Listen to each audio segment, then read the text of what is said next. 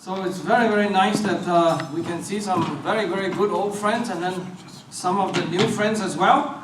I particularly wanted to acknowledge my colleagues from Ireland, Ronan Connolly, Michael Connolly and Imelda Connolly. And then of course Patrick Moore is a special guest today. And then two of my friends from San Francisco, Terry and Caroline Garnham. As you can see, I am trying to talk about Greenpeace. By the way, it is based on a report that we produced. Greenpeace, take notice, there's no funding involved. It's a report that we produced, it's in your enclosure. And of course, if you want to get more headache, read the full report from the site that Heartland allowed us to put. We're going to talk about this Greenpeace business and really to talk about how they operate. It is often said that, if you want to go to a gunfight, please don't bring stick and knife, okay? So it is something of a serious nature that we wanted to find out their strategy. What are they doing, essentially? And then I'm going to talk about rather embarrassing stuff about these plastics. I mean, this is really becoming out of control in a lot of sense that you read it almost every day. As you can imagine, yesterday President Trump jumped on that topic.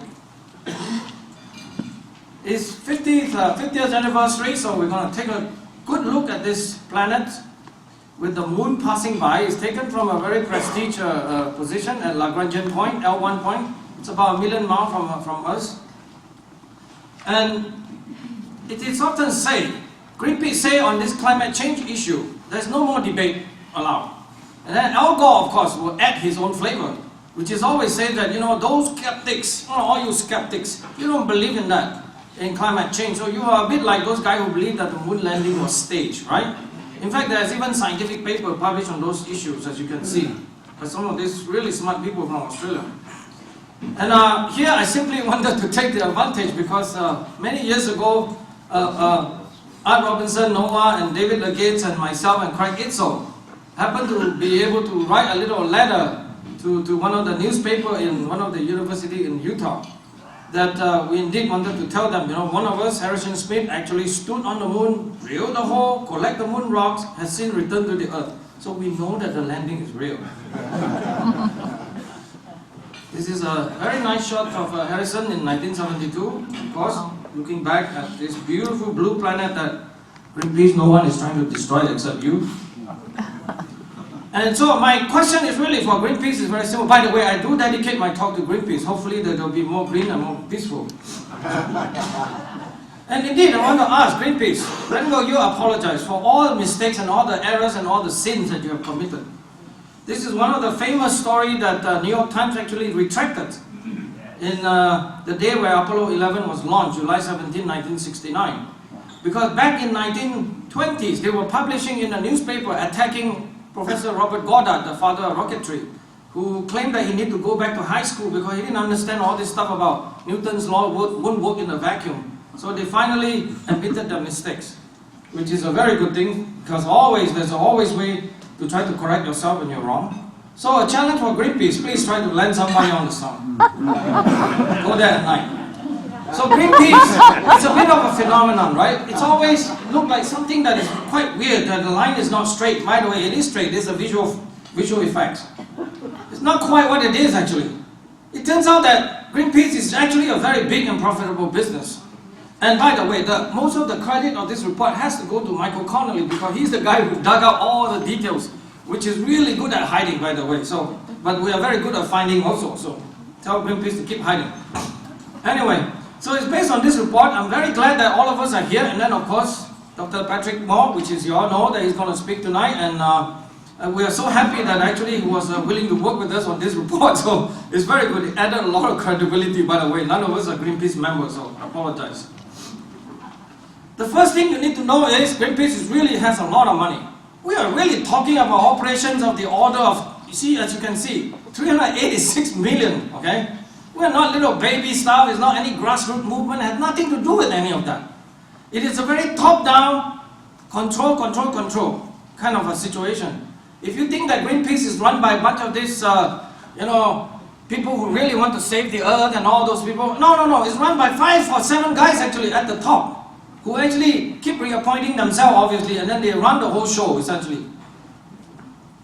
And then if you think in terms of their assets, these are non-profit, but of course their assets keep accumulating. As you can see, the number reached about $280 million. And 2/3 of that is in cash. So these guys are very, very good businessmen in a lot of ways. So we ought to learn something about Greenpeace, about how to make business. So Greenpeace has been a lot of this they study all sorts of issues. One of the issues they study obviously is global warming, right? It's been a very, very long time already, but as you can see, this is the way they do this business, right? The very first step is, you got to invent some kind of problem, right? If there's no problem, nothing to be solved, okay? And you also have to have a solution, obviously, because if there's no solution, who wants to give you money, right? For just crying about a problem. And obviously, they also pick enemies.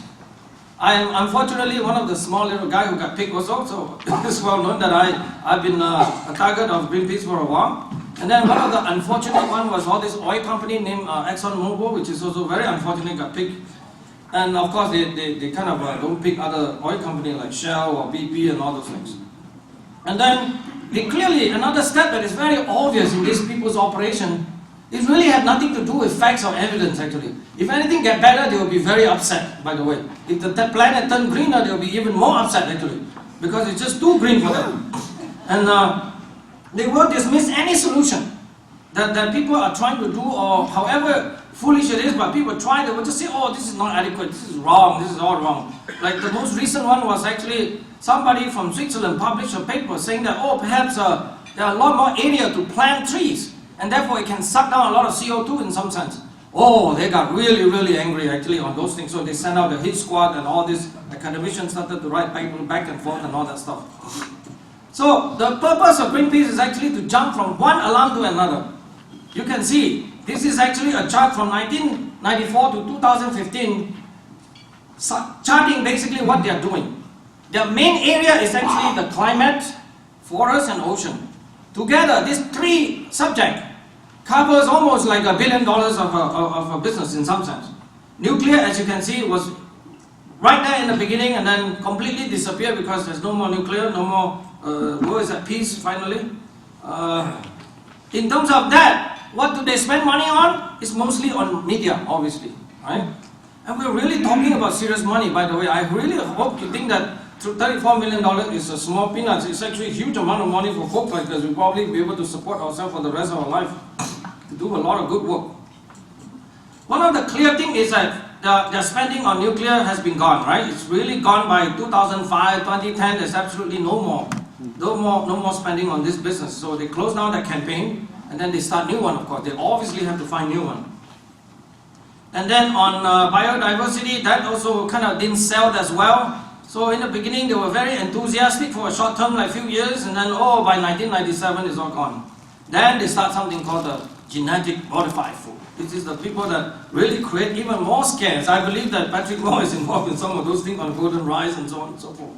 But that also actually not sell very well. So by 2010, closed down. Spend no more money.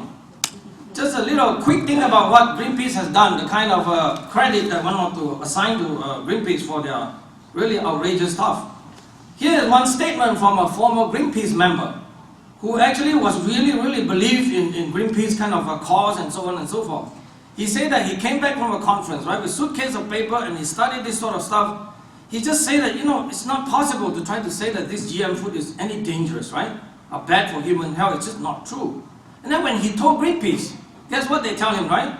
Oh, we will continue to make that claim because if people are in fear over their health and the health of their children, they will open their wallet for donation. Everything else they say is just not suitable for the kind of campaign they're going. So for the sacrifice of campaign, we're going to do everything we can. And then the two next popular subject is actually on forests, of course, and oceans. You can see the number is pretty substantial.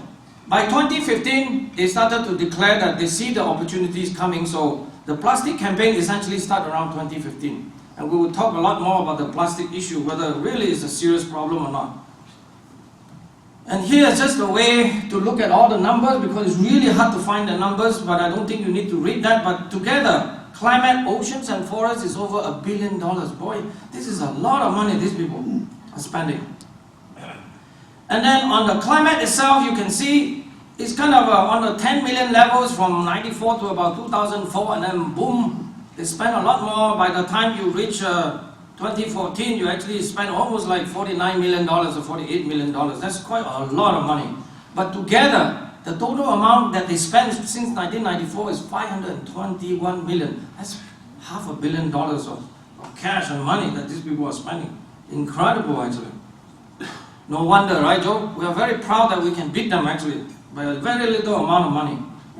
And then now, for context, what does that mean, all that money? Actually, it means that it's a lot of money they have.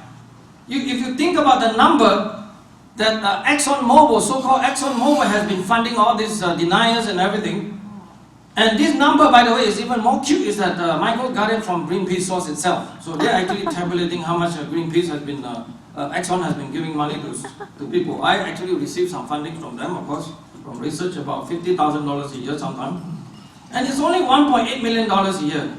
How can you fight this thing? It's really indeed that you didn't even bring a rocks to the gunfight, so it's just not going to happen. So indeed, Greenpeace, really, that we have to really show that how dark they are, really. They are among the, I don't want to demonize Greenpeace too much, maybe just a little bit, but it's just too much. This group is just not for anything. Essentially, it boils down to this.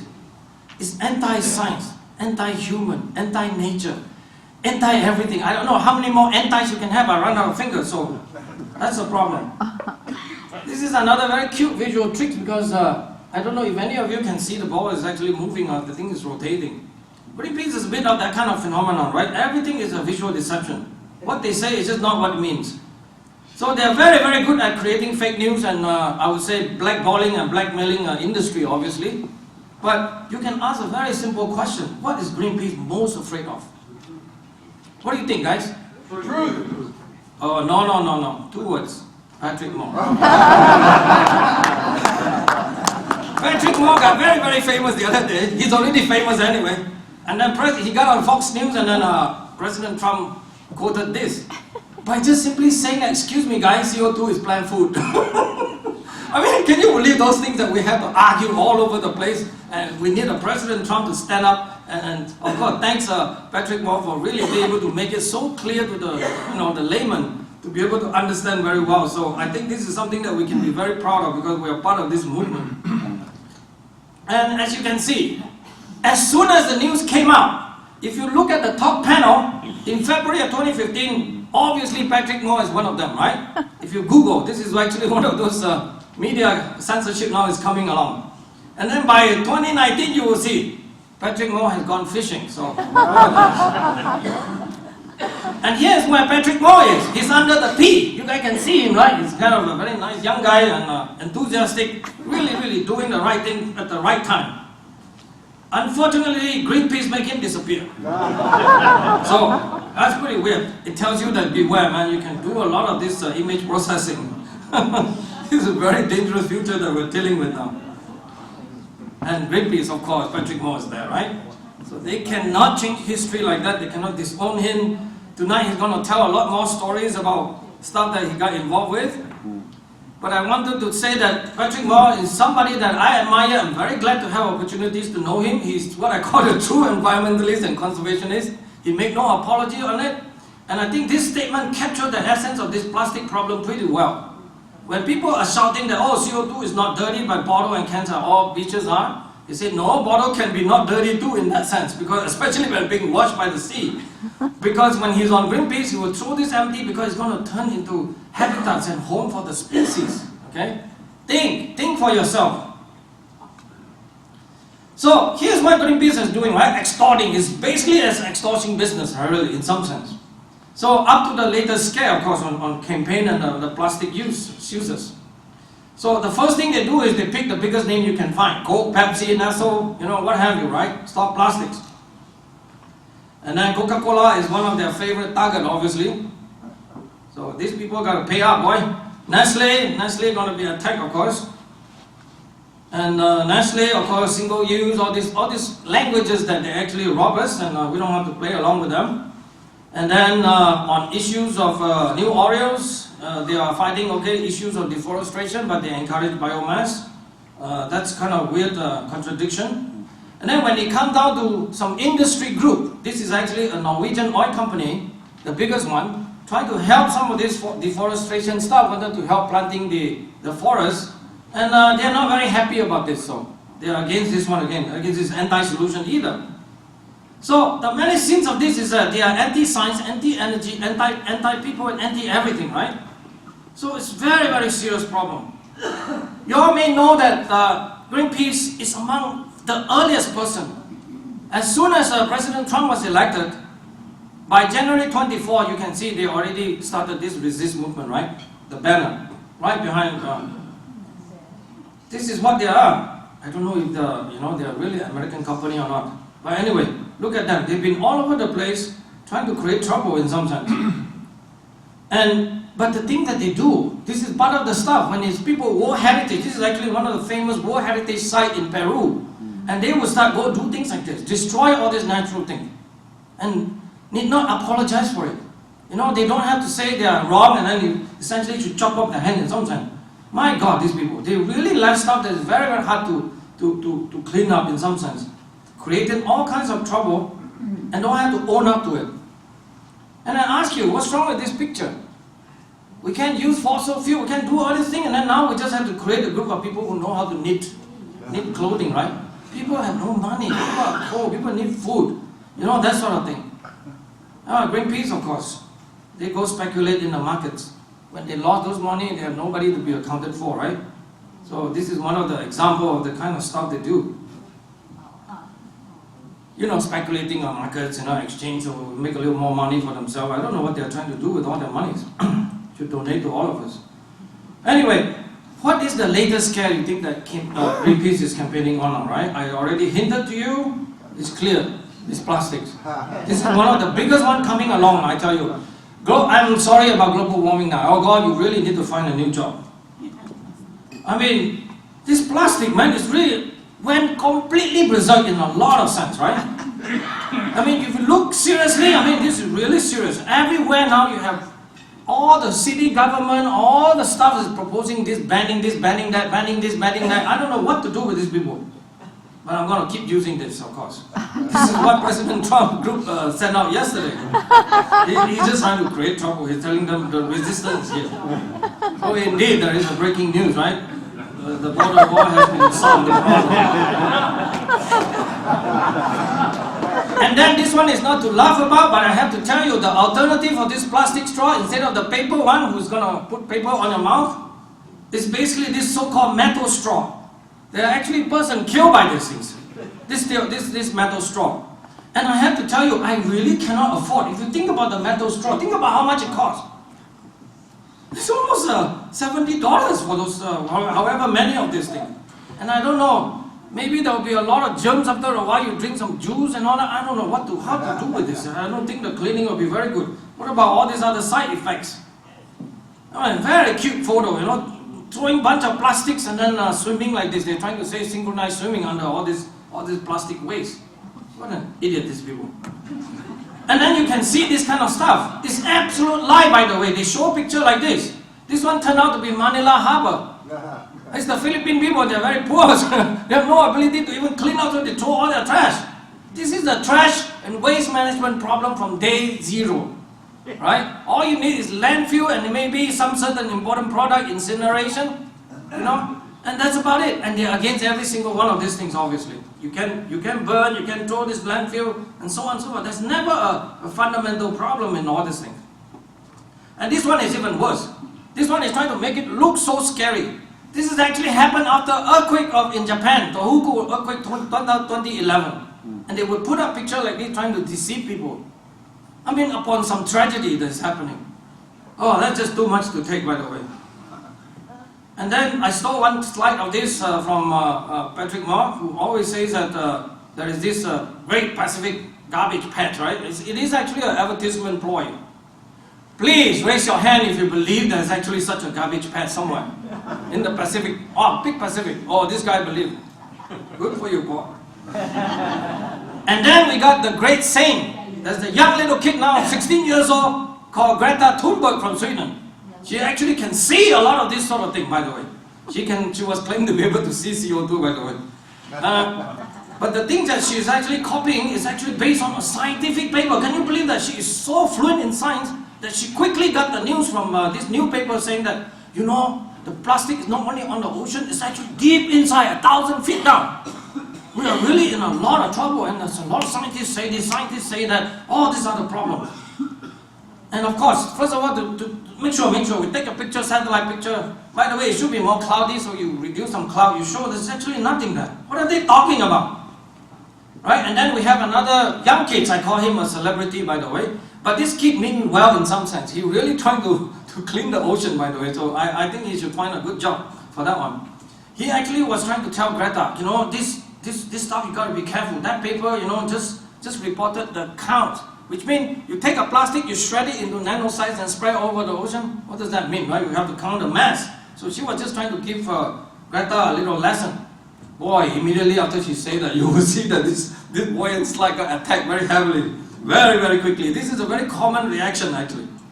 And actually, I didn't want to do this. So but I'm not lazy, by the way. One thing that I am is not lazy. Never ever lazy. So I look it up, look at the paper. And they're basically having these towing units from Monterey, you know, the California Monterey, or whatever, the marine sanctuary place.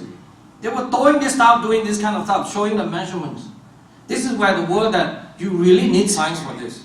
I mean, they're measuring stuff, whatever, the black curve with this, you know, this blue areas. And it turns out that those things are detecting something called some particle, plastic-sized particles. Well, small, micro. They're talking micro, right? Well, it's something like 10, 100, I don't know, per cubic meter. And just to tell you that really, a cubic meter is the size of that size. I mean, they really think that this is going to be dangerous, huh? This is absolutely scientism and nonsense, actually. Whoever they're going to be afraid of this, I really think that you need mental health kind of thing. By the way, I'm offering a service for that too. $200 an hour. This guy, Boyan Slide, is a very, very smart kid. He quit his school and decided that he's going to dedicate his life to clean the ocean. So, but actually, he's quite a celebrity. But I tell you, there's still something wrong with this approach. He attempted, poor guy attempted. And by January of this year, they actually tried to put out this system that they invented, so-called, by the way, it's an old invention. Somebody already tried about 10, 30 years ago. And they tried to do that and it didn't work, okay? And then, yeah, she admitted, you know, he admitted this problem, and then they're now trying to redeploy. As of yesterday, I checked their system. They are still testing now. Now they realize that they need a lot more testing. So I wish him well. If you really want to clean the ocean, you know, keep going. Just don't spend my money, that's it. And this is the kind of quote, right, from some expert people who really also care about the ocean, that they are really rushing. They think that there's some kind of super duper young star kid that is 24 years old can invent a whole system. All you old guys don't know nothing, and I'm going to try to clean the ocean for you. And of course, by the way, the cleaning the ocean stuff make Greenpeace very angry, okay? You know why, right? Because they say that you can continue to pollute. That's basically, they want to have zero plastic. You got to not have plastic use anymore. So it's very clear that they were too ambitious and they really don't know what they are doing. You know, this kid man got to calm down a little bit, in some sense. But I don't blame him, he can try, you know. But here, exactly, if you talk about solution, the Greenpeace really like it. This is one spokesperson from Greenpeace Ocean Campaign, clearly saying that you put out this system, you're going to harm the small marine animals. So really be careful. But who is dumping all the plastic in the ocean, in the world ocean? Here's a very straight answer. China, Indonesia, Philippines, Vietnam, Sri Lanka, Thailand, Egypt, Malaysia, Nigeria, Bangladesh. It's basically Asia and African country. What is the main reason? It's actually not having enough money. Don't have a proper waste management system. I mean, we can help them, you know. And if you count numbers, I mean, US is 0.9%, EU themselves 1%. Cut all the plastic you want to stop using, it ain't gonna do nothing to this so-called stuff that's going from river areas and into the oceans. I mean, it's just not gonna happen. That's how ridiculous it is, but of course it's never about the numbers. It doesn't mean anything for them. And well, President Trump, by the way, the other day remarked on this issue also, because he probably heard enough of this issue, that he did say that, you know, as you can see, it's a big problem, he said. Thousands and thousands. So he really don't have good advisor in this sense. So in some sense, we really need to also let him know that this is not a very serious problem. We quickly could solve this thing. Any entrepreneur could easily do this kind of thing probably. So there's thousands and thousands of garbage come to us. Wow, he's saying about garbage coming to us, so we got to be careful.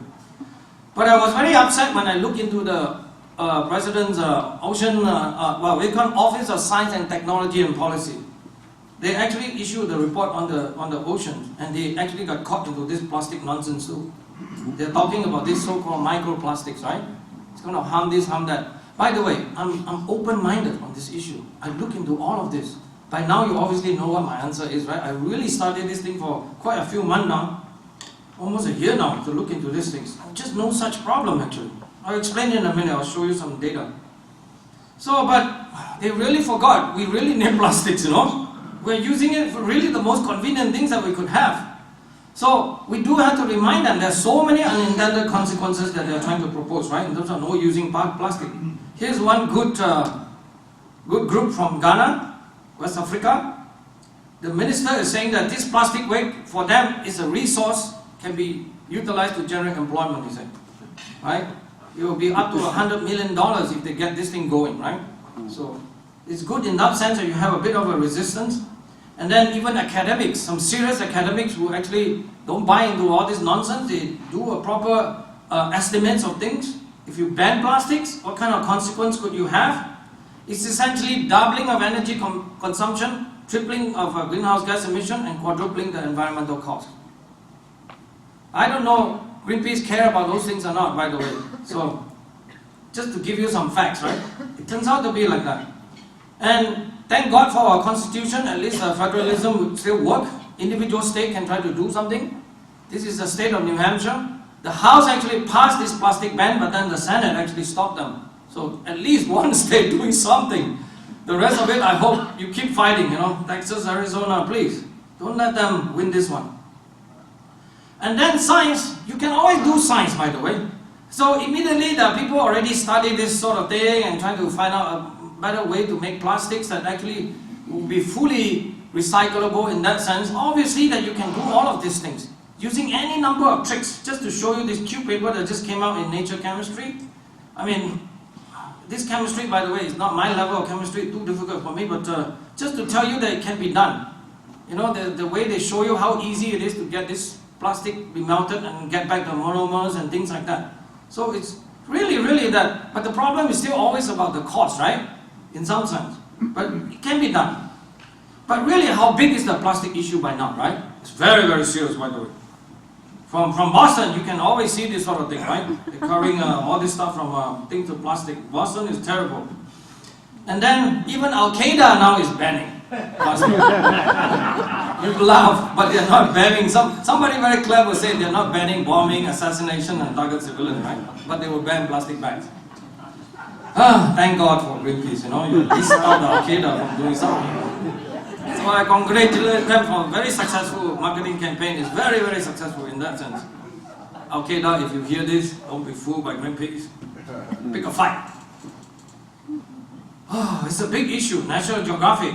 Take a little plastic, take a nice picture. Oh, this picture, I don't believe we all look very unreal. It's completely Photoshopped, by the way, okay? You really think that plastic gonna float like that for you to take picture? Just beware, you know, what you see is just not what you get.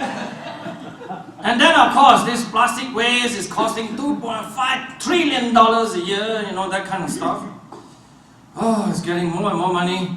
Oh, and then another very famous scientism kind of a leader by the name of David Attenborough. He's well respected, of course. Done a lot of good work in the past, but unfortunately, I think he's gone insane in some sense. So they start talking about plastic killing 1 million people. I mean, these are the usual things. You all been through a lot of our talk on PM 2.5 and all that. All this, they are all imaginary death, by the way. There's just no death certificate and no such thing. Nobody died of all those things, you know. And, you know, they die of poverty from other kind of a problem. Unfortunately, he's a very popular person. I think 2017, he has one of these Blue Planet 2 kind of film that watched by 20% of the UK residents, you know, and 80 million people in China watch it. So he cannot have his own sway. But they're creating all sorts of lies, actually. There's no such thing.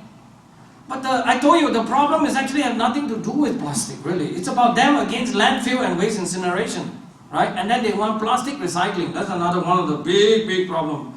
The idea of recycling is really very misguided in a very strong sense. And here's the problem of recycling, right? I have to say, today, I think we have some sort of a recycling crisis. Very serious problem. Everybody thought that they are doing better by recycling, washing their stuff. It's just any tiny amount of contaminants. And you hear now, many of these places from Africa, from Asia, Philippines, from Cambodia, they are sending all the ships that going from US tanker and then bring it back, right? You just can't do nothing. And now, you see how much it costs now? Used to be that you at least can make a little money from those things. Now it costs 120, you have to pay them money to do this stuff. And I like this quote from our Canadian friend Donald from Bois, who said that, really, recycling is really wasting your time and your own money. It's just something that is not even worth doing in a lot of sense. And here's one of those so-called artists. This is a famous artist by the name of Chris Jordan. I put this up because he's very famous. His pictures are everywhere. One of these pictures is basically, he claimed to went to Pacific Island somewhere, take a picture, and he saw bird like this. Actually, I kind of doubt myself about this picture. Actually, the stuff look pretty much arranged. That actually, if you look carefully, I think Michael found one of the videos showing that they were actually arranging stuff to look a little better because he's an artist. What can you do, right? And by the way, you see the evolution of this picture. When you see in normal places, okay, and they say this is from U.S. Fish and Wildlife Service headquarters, right? They show this picture. In that sense, they put that, filled with plastic. On Greenpeace webpage, they want to make sure that this is unaltered stomach content. They are so worried about this thing being a stage issue, right? It shows you, well, we have Patrick now to help us. Unfortunately, a lot of the seabird, even though they are swallowing plastic, they are not being harmed by it in some sense. But as you all know, they got no teeth, right? Ain't got no teeth, right? They actually have to swallow a lot of that. Even the mother feed these little chicks a lot of these particles from actually pumice, from lavas and all those other stuff, so that they actually can grind their food for digestion. So in that sense, I don't know, they seem to be not serious about all of this.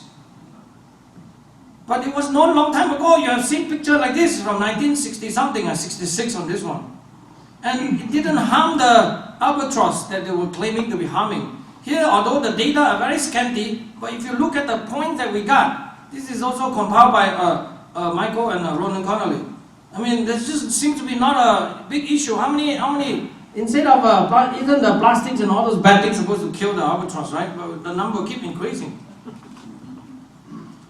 More marketing scare. Here's one of those pictures. This one, I watched the whole video. It's very painful to watch this unfortunate turtle has one of these plastic stuck into his nose. And they were trying to make a big fuss out of it. By the way, this one is up to, 50 million views now. And then Greenpeace think they're very clever. This look like a Photoshop. If they actually do that to some kind of turtle, I'll really punch them myself. You know what I mean? They think they're very clever to do this. Of course, give some money. And then they put that to bird, they do this kind of stuff. Really think that they're very clever, to sell this. There's a series of this thing. This is what I mean by campaign, right? Because you have a cause here, you got to show this campaign business. And then, this one, I kind of don't believe it. They seem to say that this is a real photo. That's kind of cute, right? This, and the tip, by the way, if it's on the ocean, I don't think it looks a bit too new to me, no? I know what you think, actually, I have no opinion. I just felt like this is a completely another stage stuff. They claim it's real, by the way. It's just non-stop this kind of charades, right? But the question is the microplastic, they are really talking about plastic in small sizes, okay? Are they really harming the fish? And now I want to tell a story about this young lady by the name of Una Lonstedt and her professor Peter Eklof, okay? They published a paper in Science in June of 2016. And this is the paper. Don't need to read it. Essentially, it says that they've tried to do an experiment. They feed this fish, larva, baby, eat all microplastics, so they eat. And they feed them, some of them controlled with no feeding, so they found out that, this microplastic is harming the bird growth, the fish growth, and even hurt the earrings, okay? The hearing, so they will be more vulnerable to attack by the other fish that will want to eat them or something, right? So it's triple threat, right? It's causing the hearing damage, so I can't hear no more and this kind of thing. Yeah. It's so sad. They have picture, Washington Post immediately jump on it. All the tiny little dot in the fish larvae was supposed to be the thing that they feed to the tiny fish. And then BBC, obviously, BBC cannot be behind Washington Post, obviously. So all this dot, those guys are eating those things. It's causing terrible damage. And then they even have plots saying that if you look at that, the control and the average one, the proportion surviving, you can see. Control and average, they are kind of okay, they still die. But the high one, in 12 hours, those guys are supposed to be dead. Okay? And then blah, blah, blah, the length becomes shorter if you eat a lot of these microplastics. And number adjusted particle, that one we see, the high one is high one, the average, and then they show picture. Oh, but is the microplastic really caused the decline of all these fish, perch and pike over the Baltic Sea for the past 2 decades? Sorry for the bad news, that was just a hoax. It was a complete hoax. It turns out that this young lady didn't even do this experiment. She made it all up. Unbelievable, you know. We went through the whole charade. I mean, when they asked for data, she says space aliens stole my computer. No data. Holy cow, you have to put a face to these kind of people. They are very kind people, isn't it? Right? And then I would also put blame on this advisor. She did a postdoc with this guy. And this guy now claimed that, oh, I didn't do anything. She did it all. But why you sign your name on this paper? Right? He really cannot run away. So when they ask him question, during the preliminary investigation last year, you said you have repeated the microplastic study on other fish species with similar result. Will those data be published? Oh, no, those are the UNA study. I have not been involved. And then you are no longer doing research on that. Oh, I have never done research on microplastic. I probably will never do research on microplastic. How irresponsible all this punker, you know, essentially. All the people's goodwill and they kind of tell lie, pull a fast one on us. This is the kind of psychosis that is in trouble now. By the way, this lady got a PhD from James Cook University, the famous university where our friend Peter Reid are being kicked out from the university, right? Today the news just announced that the university lost all the lawsuit. Every single count they lost. They spent about $650,000 of taxpayer money and they won't admit their mistakes, so they want to repeal again the process. Unbelievable, this sort of nonsense, you know, on the issues of Peter Reid. Professor Peter Reid from James Cook University. And you see, I put the quote there. I mean, there's something wrong with a person who actually put a quote like that, quoting Aristotle about being excellent. It's a habit for her. Turns out that her habit is rather bad. I have no mercy on that, you know, this lady really should come clean.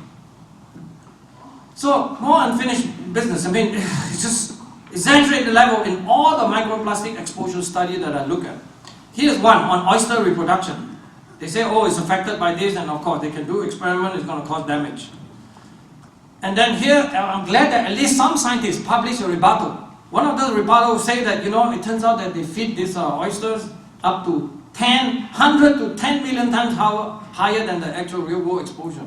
This is the kind of thing that is just pure nonsense. The experiment that you don't need to do, actually. And then UN, FAO, this time I'll forgive them. They actually have something good to say also on this microplastic in terms of fishery and aquaculture.